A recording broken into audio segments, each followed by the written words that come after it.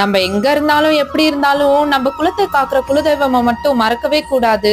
நம்ம எவ்வளவு தூரமா இருந்தாலும் எவ்வளவு கஷ்டத்துல இருந்தாலும் முதல்ல வந்து காக்குற தெய்வம் வந்து குலதெய்வம் தான். சோ அவங்களுக்கு செய்ய வேண்டிய மரியாதையும் வழக்கத்தையும் எப்பவுமே நம்ம கடைபிடிச்சிட்டே வந்தா நம்ம குடும்பத்துக்கு கஷ்டமே வராது. அப்படி மீறி வந்தாலும் வந்த வேகத்திலேயே அந்த கஷ்டம் ஓடி போயிடும். இந்த குலதெய்வ வழிபாடு காலகாலமா நம்ம முன்னோர்கள்லாம் செஞ்சுட்டே தான் வந்தாங்க. ஆனா இப்போ இருக்கிற ஜெனரேஷன் யாரும் அதை பெருசாவே எடுத்துக்கிறது இல்ல. பிகாஸ் எல்லாரும் வெளிநாடு வெளி ஊரு அப்படின்னு சொல்லிட்டு டிராவல் பண்றதுனால எல்லாரும் இந்த வழிபாட மறந்தே போறாங்க.